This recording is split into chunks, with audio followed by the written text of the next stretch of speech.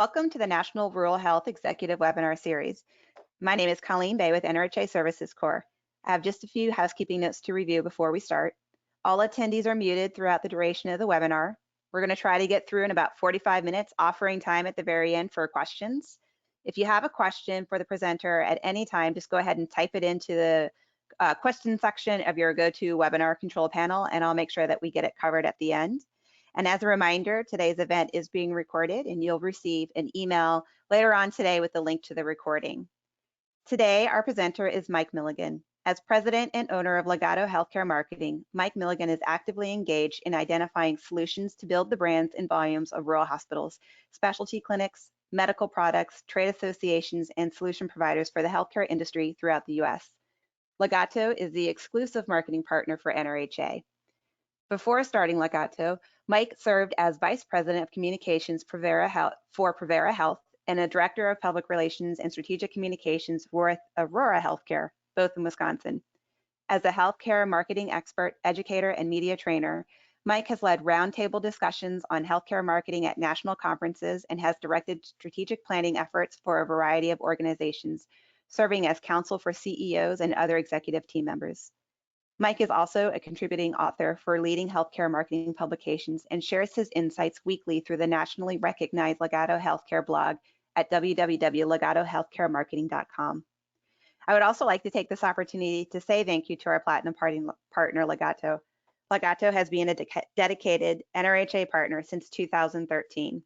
We appreciate their support and the industry expertise they bring to our rural hospitals and clinics.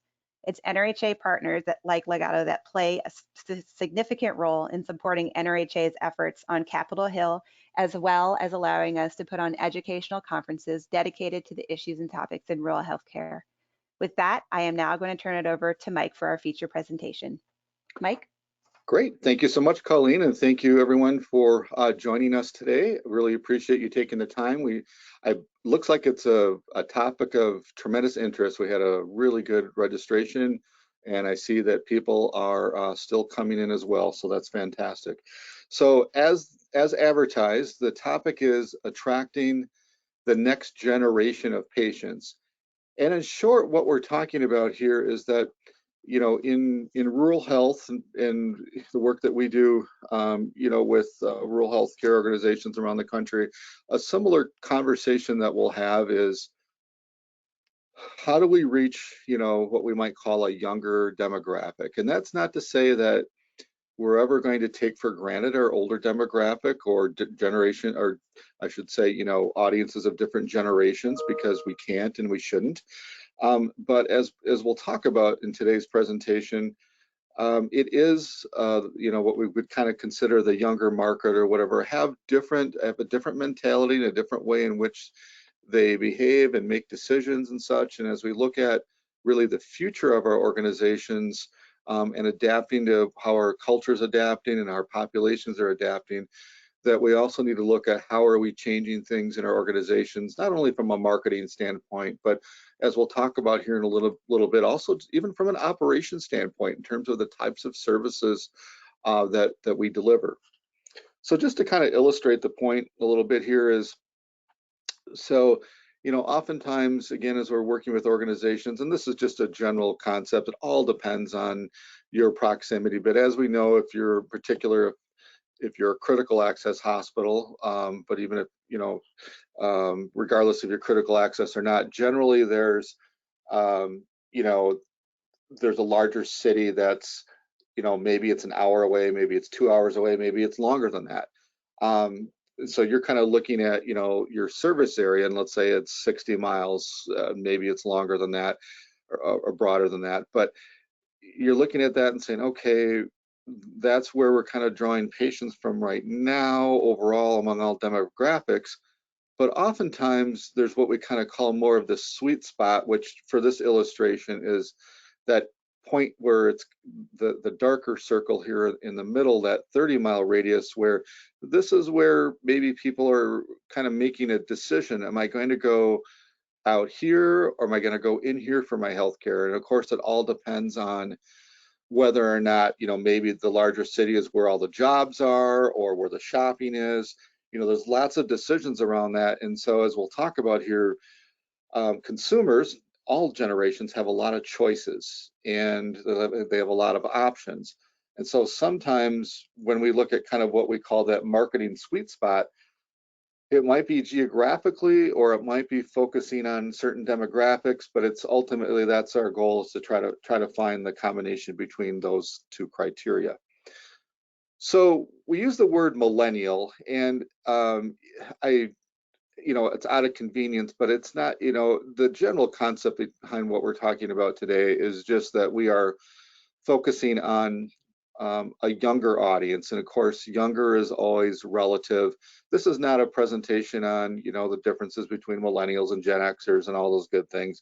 It's just more of a broader concept of making sure that we're looking at the future of our organization, who our future patients are.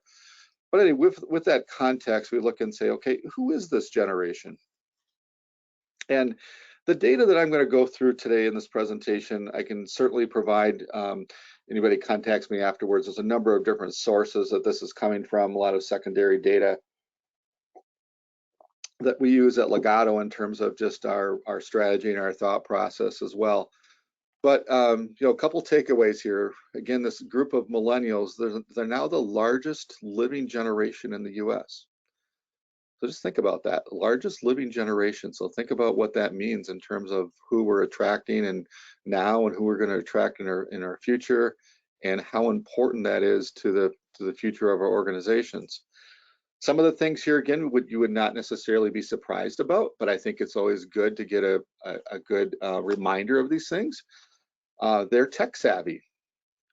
They're price sensitive, which isn't something that was always the case, even 5-10 years ago or longer. Again, with more and more high deductible insurance plans and high deductibles and high co-pays and all of that, it's a different world. They are seeking convenience. No surprise there.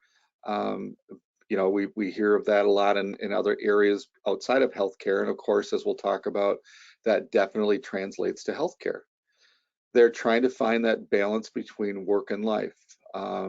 And I think that's a good thing for me as a small business as well, who hires a fair share of millennials as well. This is important for us to make sure that we really have that balance so we can retain good talent. And it's the same from a healthcare perspective of really keeping those relationships going, because the last one is they're less committed to one institution. So from a healthcare standpoint, again, if they're more mobile, they are able to make decisions about maybe going from one facility to the next. So it's about building that loyalty. So also, they believe that healthcare should meet their expectations. Okay, their expectations. Their healthcare decisions are often made by what their peers are saying or doing. A lot of times it's what they're saying. And of course, as we've talked about, it's cost. So one moment here, it looks like we might be having some audio issues. Colleen, do you need me to stop for a moment? Okay, I got a text from Colleen that we're having some audio issues. I'm gonna just keep going on here. If you want to contact me, Colleen, I guess we'll just see. Oh, looks like we got it resolved. So if you are having any trouble hearing us or whatever, you could use I think there might be a comment section as well, but we'll go ahead and keep going here. Sorry about that. So again, who is this generation? So again, a lot of data that I can support by this, but this is one in particular. I'm sure you're very familiar with the advisory board, and they've identified that 33% of millennials don't have a regular provider, compared with 15% of adults ages 50 to 64. So as a marketer, I say opportunity, right? Again, we're going to talk about some of these, some of the nuances of behavior, but it says to me, okay, well, there's certainly a number of reasons why they don't have a provider, convenience, those types of things, but it does, as you can imagine, also shape into our messaging as well. So many organizations, though, still don't have a focus on the healthcare needs of millennials. And I'm sure if you're on this webinar, maybe you do, maybe you don't, or maybe you're just looking to kind of pick up a few tidbits and or say, I'm doing the right things, or maybe these are some things that I can learn from and improve in our organization. So with that, just a couple questions of self-reflection is, does your organization account for changes in the age of your current patient population? And as we'll talk about, as I've mentioned, that accounting for changes is not just in the marketing and the messaging, but it's in the type of care, the types of service, might be the hours, all these sort of things. And one of the things that I would suggest is, if you're interested to, and I think the slide deck will be available for you, is I think that this can be very helpful information for you to kind of be sharing with others in your organization, when sometimes you might need to convince them or convince providers of, why do we need to do Saturday hours, or why do we need to do extended care, or what have you, extended hours. The reasons that we're talking about in this presentation certainly provide that justification. Has your organization developed programming or services targeted to that population? I've kind of hit on that a little bit already. So those of you who have, maybe been to part of my presentations before know that I believe everything, and we believe everything starts with a plan. For the sake of today's webinar, I'll save you from that pain of having me go through the details of a planning process. But the point that I want to make here is that everything that we do, everything that we market, just like you do a strategic plan, you need to have a marketing plan as well. That marketing plan needs to support that strategic plan. And as we'll talk about here in a moment, as we get to the point, you'll see in here, we have these different stages where we're interviewing and we're doing research and all of that. But this third part here is the actual development of the marketing plan. And the takeaway that I want to have for you here is that when we're forming goals for maybe growing different service lines, those types of things, that we can form our goals within certain demographics as well, not just, okay, we want to increase our volumes of general surgery from here to here, or urological procedures or gynecological procedures or what have you. But our goals can be and should be specifically focused on key demographics, such as we want to increase our volumes of this percent to this percent within this age demographic. By doing so, and we form those goals, then it helps us to shape our future marketing or our future messaging in order to be the most effective. So that's what I'll say on that, just to again, to kind of make sure we're on the right mindset on that. And in terms of specifics of a marketing planning, that's another webinar for another day. So, but again, kind of as we look at those objectives and how are we going to focus on that specific demographic, I'm just going to give you sort of some guidelines here, some things to think about. So getting to know, again, that largest demographic group.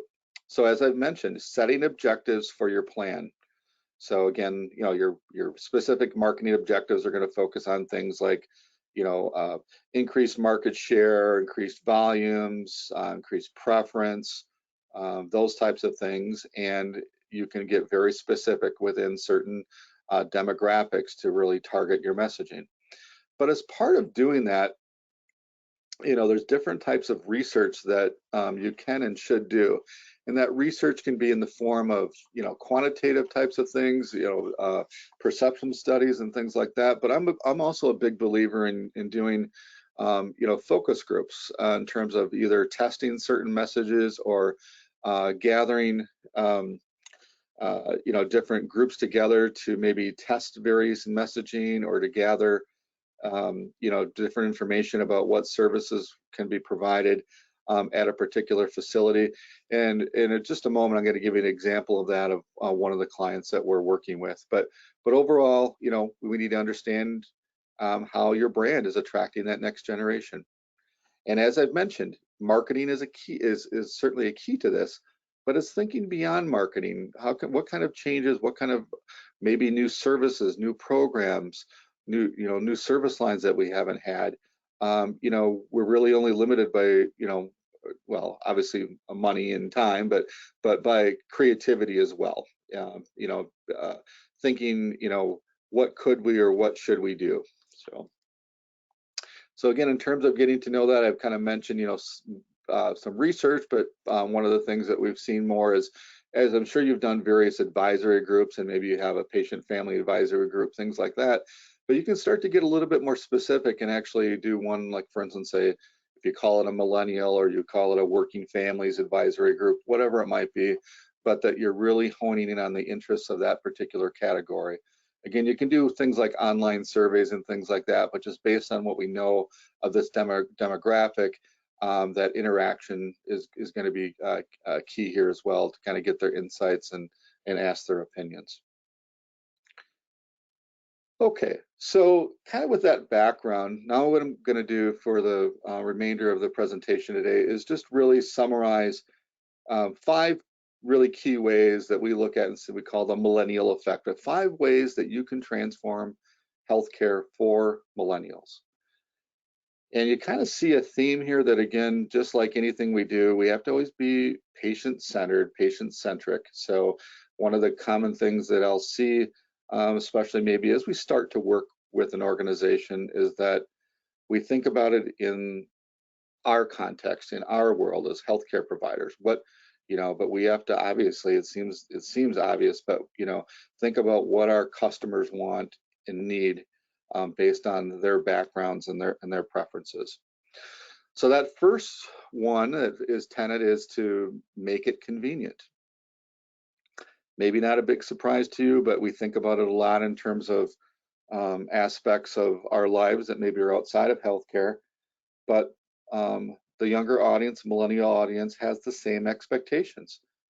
Healthcare should happen quickly and it should happen efficiently. It's a little background to kind of just support that point. This may or may not be a surprise to you, but I think it's just a good affirmation to really, really think about this data a little bit in terms of making it convenient. So 72% of this millennial audience, 72% use free on-demand, it can be on-demand, doesn't have to be free, but on-demand TV services, not necessarily live TV. 40% say that buying everything online would be ideal for them. So again, think about this in the context, obviously, of healthcare, and just knowing a little bit of, thinking about the psyche of that audience. Again, a survey by the advisory board identified that the top priorities, top primary care priorities, really revolve around aspects of convenience, such as hours that match their busy lifestyle.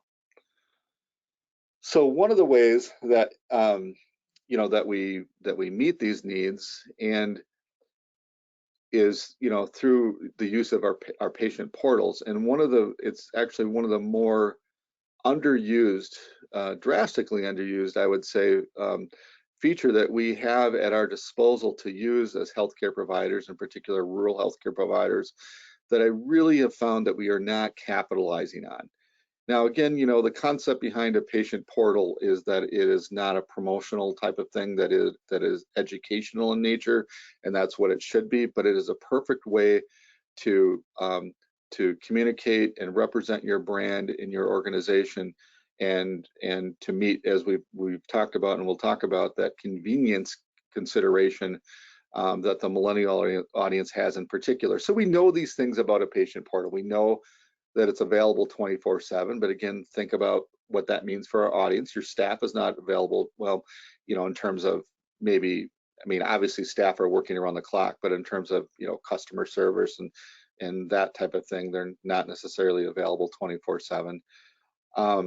But just the opportunity that provides you in terms of patient engagement and that experience, labs, medications. Now, again, I'm sure you have patient portals, but what we see is that generally they're underutilized. So it's one thing that when you look at your communications, is how are we encouraging our patients to be using our patient portal? How do we actually communicate that that is part of who we are as an organization and part of our brand? So as we know, these are ways that we can message our team, make appointments, certainly more and more growth in the area of telehealth, appointment reminders, texts, all those sort of things that that are really critical. And I think we know that for the most part, a lot of these are available, but we might not be fully utilizing them again. And again, it depends, for instance, on who your vendor is, what you're using, but more often than not, I think that if you are working with a particular EHR vendor, that that you can work with them to make sure you're fully capitalizing on that. And if you ever have questions on that as well, work with a number of organizations that are using various platforms as well. We can kind of give you some tips on what's working and what isn't. But again, kind of working with your vendor or internally, and then you look from an internal standpoint in terms of that patient portal. As I've mentioned, how are you communicating to your patients? But even internally, are your staff really highlighting how to use that, when to use that? Do you have patient education available when a patient is exiting or in their discharge paperwork or whatever it might be? So, and then there's a part of this too, that at the registration process, and this is kind of related to, but not necessarily to a patient portal, is how are we gathering information? Are we, when we look at our process of when a patient is registering, in what we kind of call our opt-in, are we allowing an opportunity for them to opt in to receive information from us? And do we have a process that we're gathering that information? And of course, all of this, by doing this the right way, really allows us to look at metrics that we have and determine, one, first of all, looking at what our baseline is right now, what percentage of people are actually using it, and what kind of communications can we do to move the needle. So we know the benefits, fewer phone calls, lower no-show rates. The research does show us that staff satisfaction rates increase, as well as patient satisfaction. Obviously, goals of ours, organizationally, quality-wise, all those things meet those criteria. Of course, we know in terms of using online bill as payment as well. Again, kind of adding to this theme of making it convenient. So I kind of mentioned some of these things before. Many of these, common types of services that you either probably are doing or considering, but sometimes, as I've mentioned, there's some internal disagreement in terms of, gosh, do we really need to do that? Why do we need to do that? And again, just reinforcing the concept that we have to continue to think according to what our patients' needs are and what they're looking for. And like it or not, healthcare is a competitive business. And as we've kind of talked about, if this younger audience has more mobility, the ability to go elsewhere, just like they're going to do in other services outside of healthcare, they're going to go to other healthcare organizations that don't meet their convenience needs. Again, these are just some examples, some ways that we've helped promote that in the past. But urgent care, again, this audience tends to prefer retail clinics and acute facilities for speed and efficient care delivery. So again, we've kind of talked about the convenience aspects, lots of different ways that we could carry that through.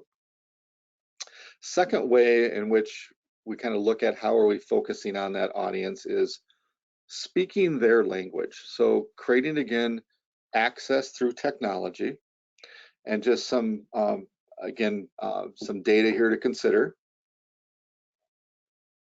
I think these are pretty compelling numbers. You think about this. I know a lot of us are thinking about things like telehealth and are doing probably telehealth, especially with the advent of COVID. And, maybe we're using telehealth for primary care purposes, but maybe you kind of backed out of that a little bit now that COVID went away. And I think it's when you look at this data, you say, well, should that be more of a longer term strategy for us? And again, I know that comes down to a lot of issues regarding reimbursement and all of that as well. I understand there's a lot of factors, but I think just being aware of this data does help you, I guess, make a more informed decision. So either using virtual care or emailing their doctor. I know there's pros and cons of that. But have they used a health or a fitness app in the past year? I mean, some really high numbers here to think about how that applies to our marketing. So millennials use the internet in their everyday life, like most of us do, but they use it to research information, they use it to purchase tickets, pay bills, a lot of things that all audiences do, but in particular, very applicable to the millennial audience. As I've mentioned, they're tech savvy, and they expect their providers to be too. They expect that. They want that.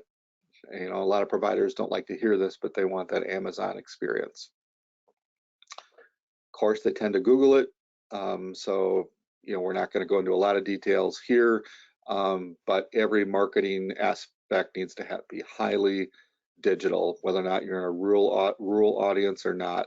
Definitely a way that we're should be targeting different audience, this particular audience, based on a number of things, from key, you know, AdWords to how they're searching. Again, we'll hit on that in just a moment. So I mentioned telemedicine or telehealth. Currently, you know, they regularly use video to chat elsewhere in their lives. So obviously, why not healthcare? And actually, this is an example of some of the work that we did over, in particular, over the last 6 months with a lot of our clients moving more to virtual platforms, in particular for primary care. So as we know, that extends the reach, makes you know, a patient make future or real-time appointments, and you know, just allows for that that provider to provider interaction and consultation.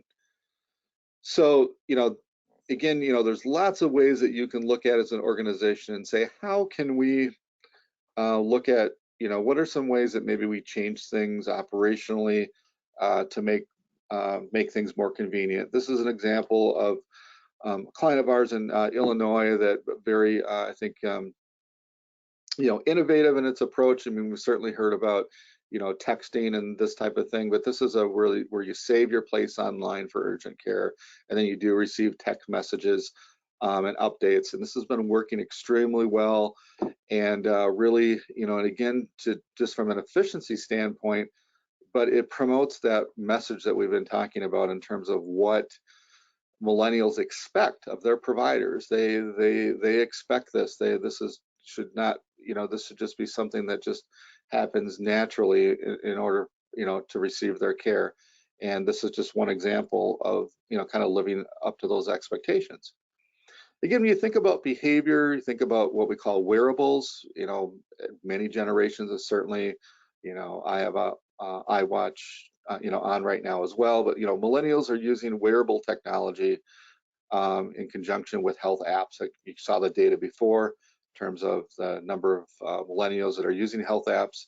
So this is just part of life. They take digital technology as just it's not new to them. They were, you know, they were born with an iPad in their hand. You know, this is just part of their life, part of who they are. So, you know, when you use these wearables, what they like about it as well is that integrates, you know, health data as well, and the health data that if they want, they can share with their providers. And what that allows is that there's a lot of interaction with meeting their healthcare needs, and it's demonstrated that having that interaction and having, you know, providers on the other side who interact with them based on the information that's being provided in apps and wearables and things like that, just really results in a more engaged patient, and again, a more loyal patient. Okay, so again, kind of hitting the highlights of this, and certainly if there are areas where you want to dive into more detail or whatever, let me know. I could even do some, you know, separate webinars on particular areas that go into a little bit more depth.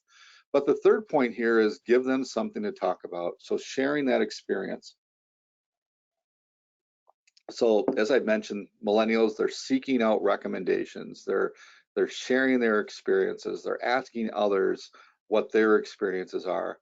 And this is just part of what we look at as your patient experience as an organization. Certainly it's a level of care you provide, but the patient experience is described in terms of how people perceive you, what kind of experience they have with you, whether or not it's over the phone or it's on your website or it's via social media or what have you.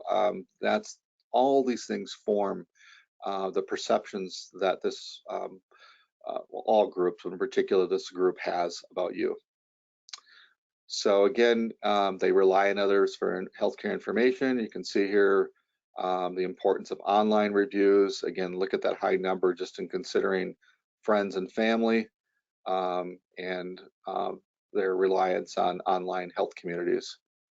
Very significant in terms of thinking about how we might deliver our messages. hitting this very, very broadly, but reputation management, again, focusing on online reviews. Some providers are more accepting and understanding of this than others, but it is the way of the future. It is how we are being reviewed and how we're being assessed, and the whole concept of transparency is one that's extremely important and one that we need to be very cognizant of. So as you're probably familiar, there's lots of different ways in which reviews come through, but in general, star ratings are calculated using an average of survey responses, rated everything from, friendliness to the empathy of a provider, discussions that we've had, ranked on likelihood. And the key, I guess, of why we're providing this right now as an overview is just a reminder again that how important these are in attracting and retaining patients, but also what that might mean in terms of how we need to align this with our patient experience programs, what we're doing to actually promote what we do in terms of transparency, and then promoting our results as well. Just a quick example, this is a client of ours in Arkansas, and they, in terms of the asking and seeking input, this was in particular having to do with their therapy department, but this was a particular ad campaign that actually encouraged people to ask direct questions via digitally and through a phone, just again having that quick interaction and convenience and accessibility.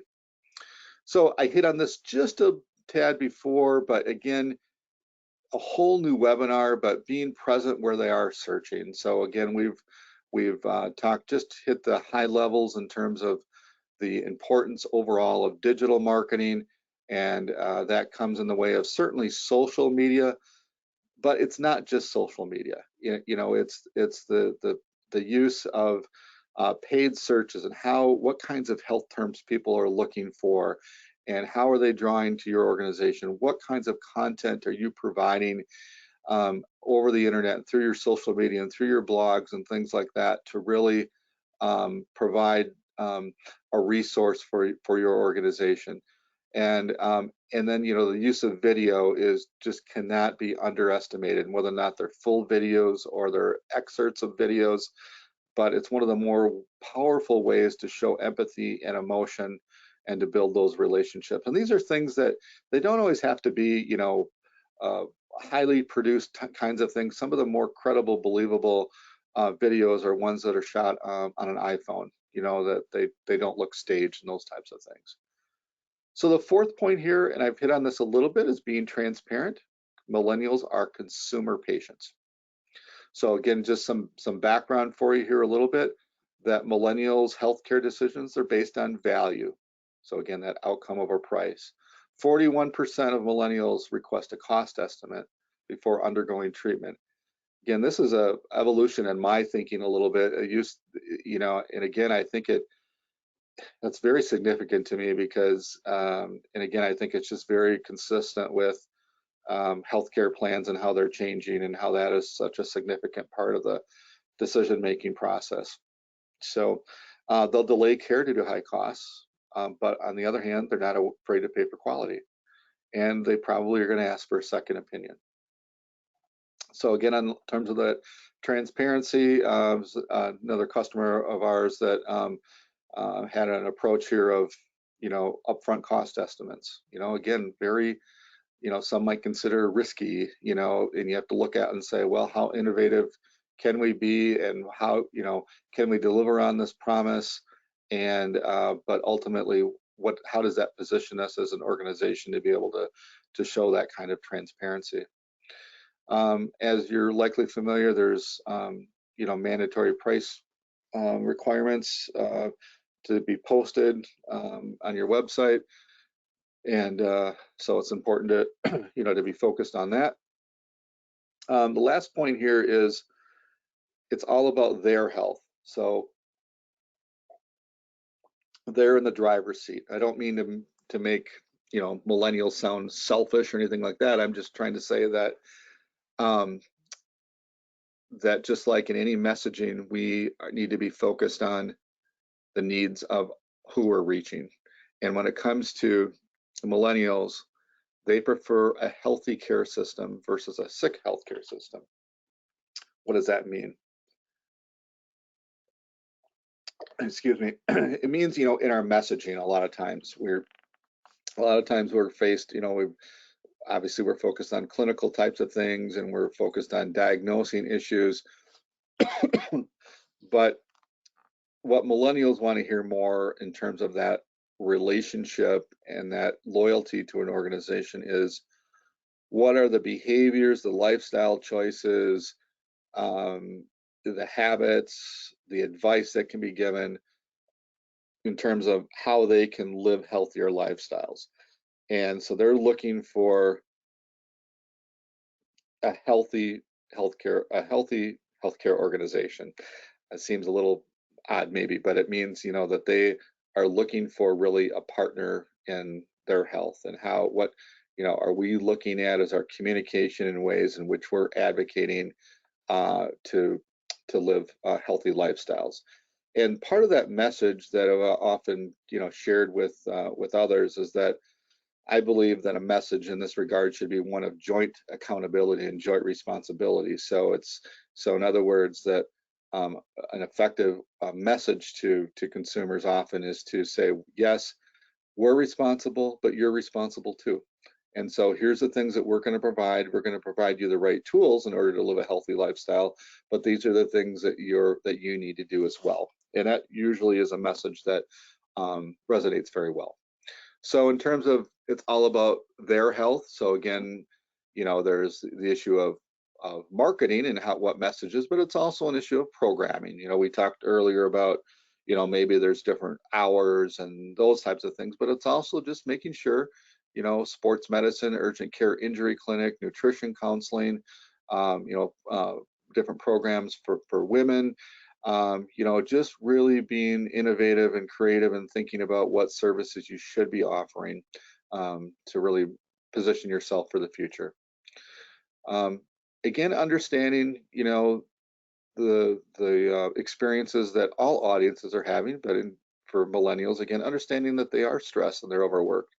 And again, I think the big thing, the big takeaway for me is that extreme importance of what's being described as a healthy work-life balance.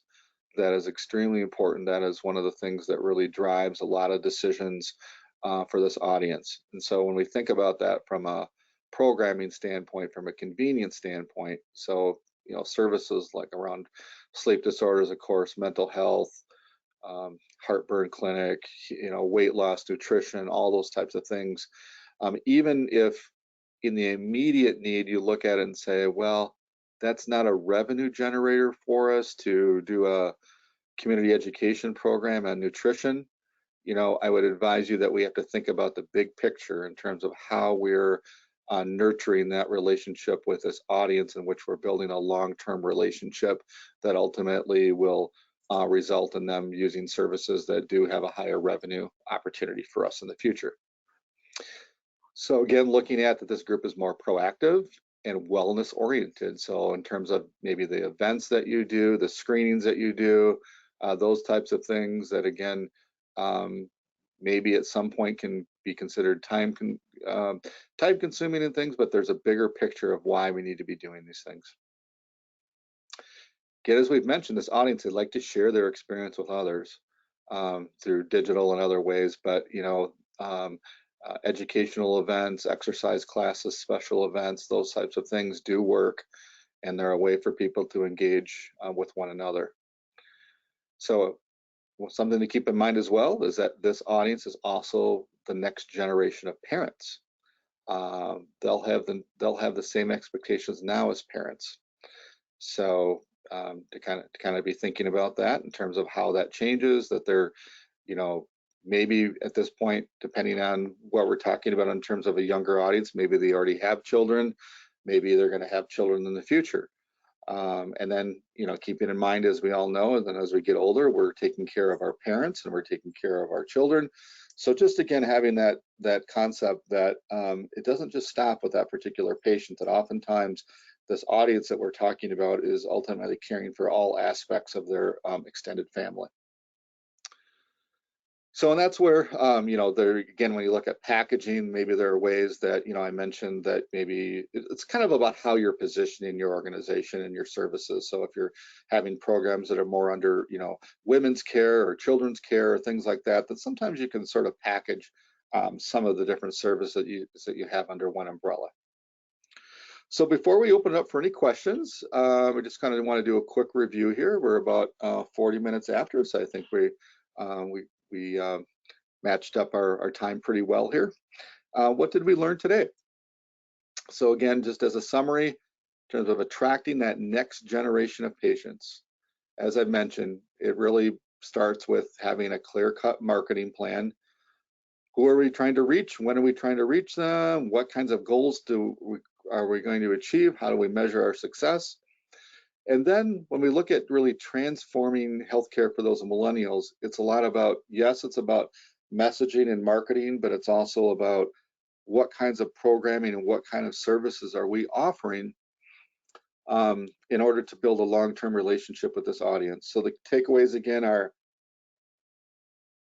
making it convenient, speaking their language, giving them something to talk about or identifying with how they communicate, being transparent in our communications, and all about their health, being focused on what their particular needs are and how they like to receive their information and how they like to interact with their peers. So with that, be happy to hand it back over to you, Colleen, but then entertain any questions that anyone may have. Thanks so much, Mike. I do have a few questions that came across, so I'm going to go ahead and read those to you right now. Sure. First one, do you know what percentage of the next generations is using 24/7 telehealth services like Teledoc? I don't have the specific data in front of me, but I would go as far as to say that it's definitely the future of healthcare, and that's where I say that it's we have to continue to look at reimbursement and those types of things, but whether or not it's that service or not, but that concept is definitely fits in with the concept that we're talking about here. But I'd be happy to to research that specific number, and I can certainly report that back out, or if that person who asked wants to reach out to me, I can dialogue with you directly on that too. Thanks, Mike. You're I do welcome. have a couple more. Sure. Okay. Are there any laws or regulations that are keeping technology from doing more? Keeping technology from doing more. I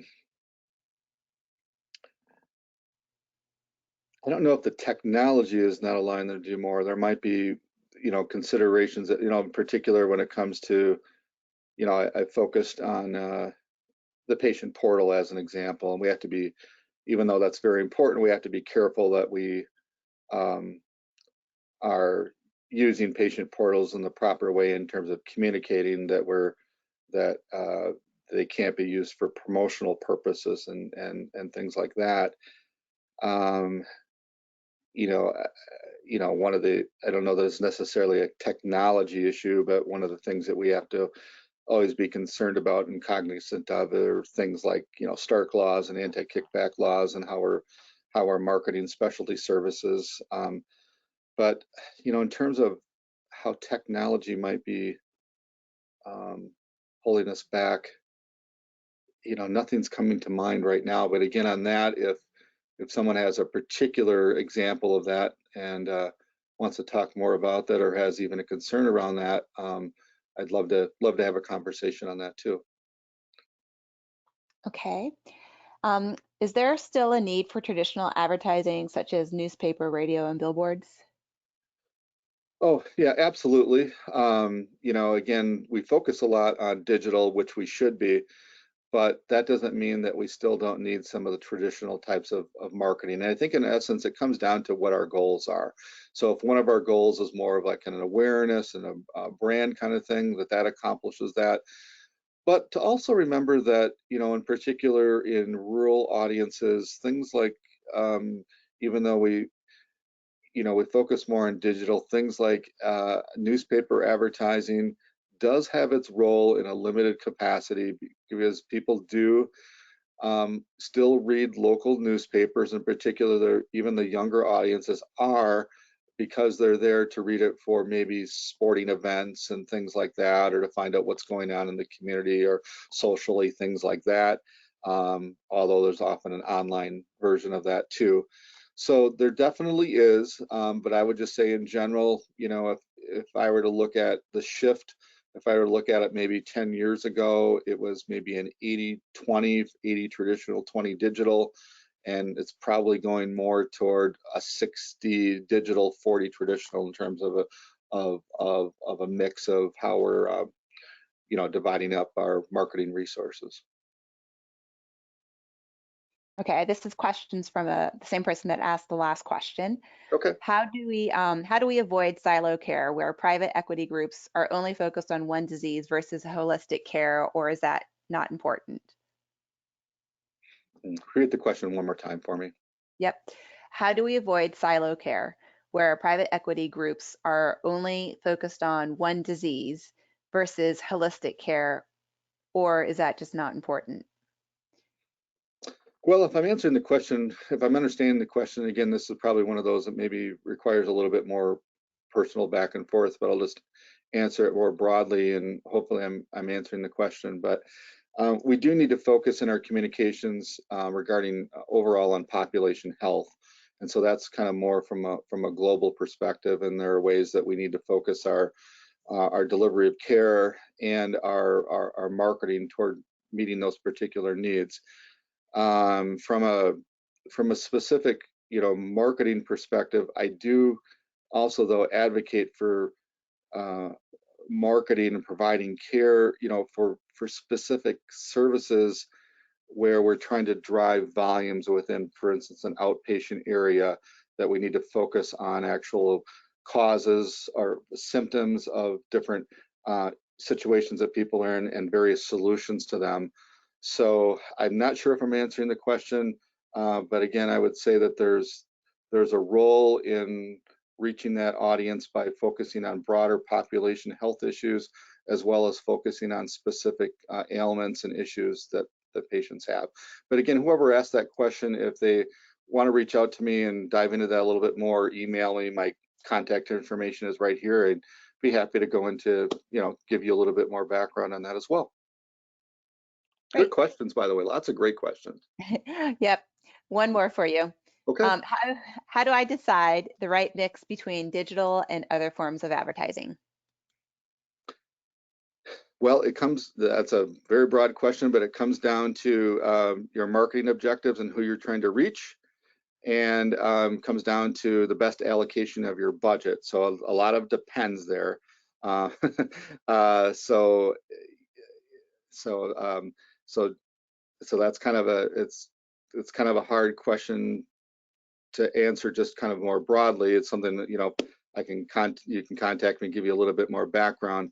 But I would just say that if you're looking at the demographics of who we're trying to reach, that I would tend to venture more toward trying to move a little bit more digitally if you can, because it's can overall be more cost effective. You can target things a little bit better. Sometimes there's an opportunity to kind of complement different, with traditional and digital. But I guess in general, I would really shoot for maybe a 50-50 split to start out. Would probably be a good goal. And I think that's quite a move from a lot of healthcare organizations that aren't nearly at that split at this point. A lot of them are a lot more traditional. They say they're doing digital, but what they're really doing is social media, but they're really not using the full arsenal of what digital marketing can do for you. Awesome. Well, I don't have any other questions, Mike, unless somebody wants to toss in one last minute. Okay. Well, thanks again, Mike and Legato, for putting together this presentation. I did receive some really good feedback already via the chat box, so I'll make sure that you Great. get those notes. Great. Yep. Sounds And as good. a reminder, I'll make sure that everyone gets a link to this recording this afternoon, so please share it with your team. Is there anything else you wanted to say to us before I shut everything down, Mike? Just say again, thank you everyone for attending. Thanks for your support of rural health. And if there's anything I can answer for you, you have my contact information here. And I know that we will be sending out to those who registered a slide deck of this as well that you can use or share within your organization. So wish you all the best and have a great rest of the day. Thanks, you too. Bye-bye, Thank you. everyone.